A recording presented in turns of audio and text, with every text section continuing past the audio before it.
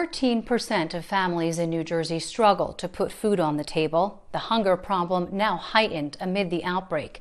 The state is releasing an extra $70 million in SNAP benefits, but is it enough? Tonight we continue our series Hunger in New Jersey, focusing on food insecurity and the search for solutions to help write an end to this story.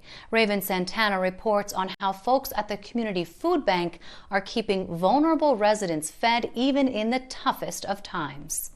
It reminds me a little bit of how we were operating as human service and food banks during the recession and Sandy combined. The state's largest food bank is struggling to tackle food insecurity after supermarket shelves have been left empty by panicked shoppers hoarding the very goods used to feed the already vulnerable families. There will be a shortage. There currently is a shortage.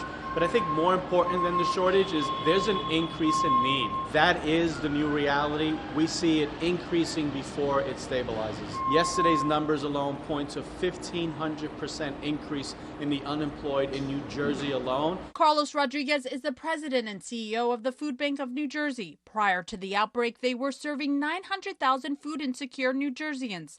Now they are trying to keep up with the demand created by the coronavirus. As the virus spreads to certain counties, so we really started with a big push in Bergen since last week. We're continuing in Essex County now, and especially in Newark, where there's so many vulnerable families to begin with.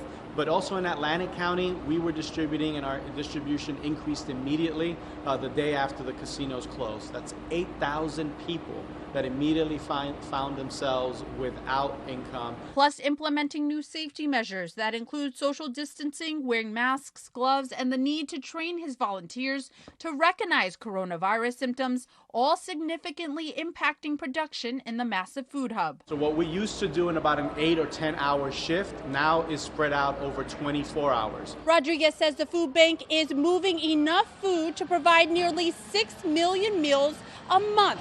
That includes at least 5,000 emergency meal kits.